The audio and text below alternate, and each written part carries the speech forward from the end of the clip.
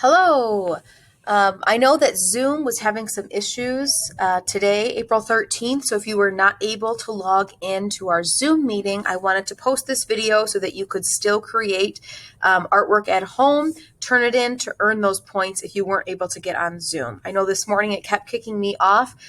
Maybe that was happening to you too. So that's what this video is. If you were at the Zoom meeting today, you don't have to watch it, but if you would like some reminders, you can. So I'm going to go back here. I'm already logged in. Let me try and log out. What we did today was worked on our animation. Last week, we did a practice animation. This week, we're starting a new one, and we're trying to make it a little more advanced. So the first step is to go to animationish.com. I have a link for this on Schoology. You could also just type this in. And then you're going to log in with your username and password. Yours are different than mine. Remember, I gave them to you last week.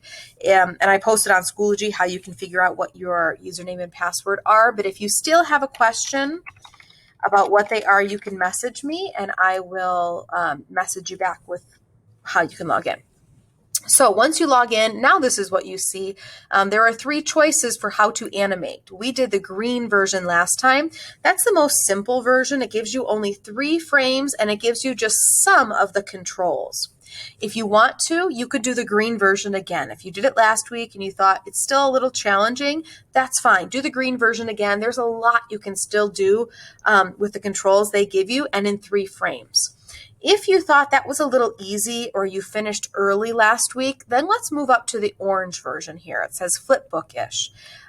Most of the controls are the same. Flipbookish lets you add more than 3 frames, so more than 3 still pictures, and there's a few more controls that you have. So I'm going to show the orange version right now, but again, if it's a little too much for you, you can go back and do the green. So I'm clicking on the orange one. Right now, just with a first glance, it looks pretty much the same. It's only when I start to notice a little bit closer, cut, copy, and paste. Those are new buttons I didn't have before. Also, down here at the bottom, this looks a little different too. Instead of just showing my 3 pictures, or the word next right here, I have a few more choices, and we'll talk about those in a second. So this new animation, just like last week, you get to pick what you are showing in your animation. It can be anything. Pick a character, pick an animal, pick a person, pick a location. Since it's an animation, it's going to look like it's moving. You just have to choose what's going to be moving. So like I know last week, one person did a dragon that was saying roar, and in each frame the roar got a little bigger and there was a person standing next to the dragon, and as the roar got bigger it kind of blew the person backwards. I thought that was really funny and a creative idea, but you can show anything that's moving. When we're done, if I have time, I'll show you some that I've already done. So I'm going to do a very simple one. I'm going to do a flower growing. I think I already showed this before. I don't want you to do a flower growing. I think that's a little too simple. I'm just keeping it simple so I can show you quickly. Whatever you choose to do, something new that I'm going to require is that you have at least 2 things colored in on every frame. So I'll show you what I mean by that in a second. Just like last time, I'm starting with the paintbrush tool. I'm going to select a color. I want a dark green. I don't see a dark green. So I'm going to click on one color, double click, and this pops up, and then I can choose the color I want. I want this dark green. Then I click OK. Now I'm going to draw my flower on the screen here. And maybe I'll do purple. All right. Now, if I just leave it like this, it's pretty basic. It looks like our practices. Doesn't really look finished. Nothing's colored in. So what I can do is I can color in the sky. I can color in the ground. I can color in the leaves, the petals, and the center of the flower. The main way to color in is to use this paint bucket. Although I will say, if your drawing is very small, it might not show up. So I'm going to select green here. I'm going to try to click inside. Oh, there we go. Sometimes it just takes kind of moving it around, and I keep clicking here. If you've got a big shape, you should only have to click it once. Oh, there we go. Now I'm going to choose a color and try to fill in the center of my flower. That did not work. I'm going to click undo. Try again. Didn't work again. If it's not working, it might just be your shape is so small that the computer doesn't really know where you're clicking. So another way to kind of work around this is to make your brush size bigger and then just color it in with your brush. Maybe a little too big. Like this.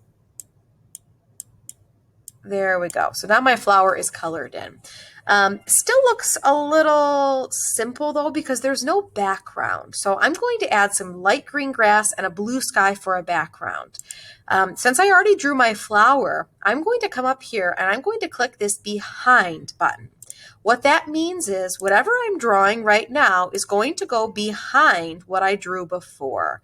And this makes it a little bit easier because I'm drawing a ground and I don't want the ground on top of the flower. I want it to go behind. So I'm kind of just drawing a box here. I'm trying to make it a full box. And then when I let go, see how it popped behind the flower? And I'm going to try to fill it in. Yay, it worked this time.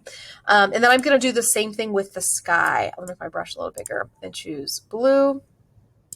So I still have that behind symbol clicked. So even though I just drew over my flower, I know that line will go behind. And then, yes, that one worked too. Awesome. All right, so this is going to be my first frame, my first still picture. So now that I go down here, I'm ready for frame 2. There's 2 different things that I could do here. The first one is I could just click this plus symbol. That's going to add a new frame for me. And I could start drawing. And then remember, just like last time, it leaves this onion layer or kind of like a ghost image on top so that I can see where my flower was last time. So I know to make it just a little bit higher than it was before. Maybe make the leaves a little bit bigger than before too. And then I could fill it in. So I'll just keep with this one for right now. Let me try to fill in the leaves. Remember, click the paint bucket. If you've got a small shape like me, you might have to keep clicking. There we go. I think I had pink in the center, and now that it's bigger, it filled in much easier. And then my petals were yellow. Come on. Nope, not going to work. So I'm going to fill in the petals with the brush. That's okay. Okay, so there's my flower. Now I need to do my background again. I had light green. I can see where my background was before. I'm going to make it a little bit lower, the ground line, so that it looks like my flower is even taller than it is. Drew my square, fill it in, and then I'll draw. I still never clicked that behind button again, so everything I'm drawing is still going behind what was drawn before it. I would need to click that behind button again for it to stop doing that. Oops. There we go. Okay. So I've got my first one, my second. If I want to watch what I have so far, it's only 2 things. I can click play. There we go. If I want it to keep happening over and over again, I can click loop and it will keep showing me. I can also, now that we're in more advanced, I can change the speed. I can make it go faster, which I think that's a little too fast for mine. I can make it go slower, which is definitely too slow for mine. So I'm going to keep it where it was in the middle. All right, I will click pause. I'm ready to add another frame. So I could do what I did last time and click this plus symbol and it'll start on a new frame that's all white. Or something that might be helpful for some of you, especially if you have objects that aren't really moving, you could make sure it's yellow around this last frame. Click this button. It says duplicate frame when you hover over it. When I click that, it's going to give me a new frame, but this frame is exactly like my second one. So it's kind of a good starting off point. So what I could do is I could click this eraser tool. So I have kind of less work to do now. I can erase the top of my flower, and then I could just draw the rest of my flower bigger. Let's have the leaves get bigger. And the flower would be up higher.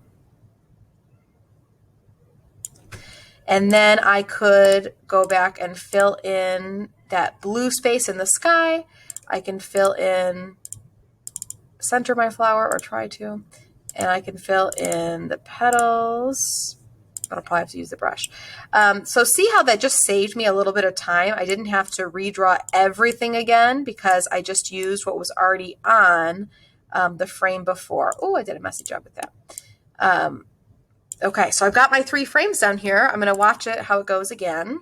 I should color in that last one a little better, but that's okay.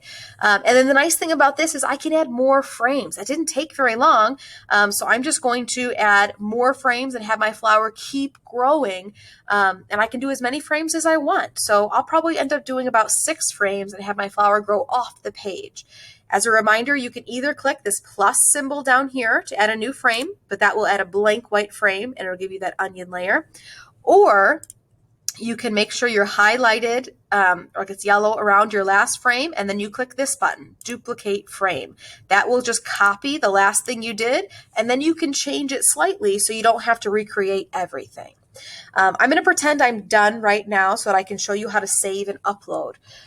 So the first thing I'm going to do is I am going to save it to AnimationIsh. That way, if I ever want to change it or add to it, I still have that choice. And then the most important thing is to click the share button. Remember, this is how we can download it as a GIF right here. So I'm going to click where it says GIF. And then since oh, never mind. Mine just named itself download, so I might need to rename that later, but that's okay. Now, this week, I do need you to upload your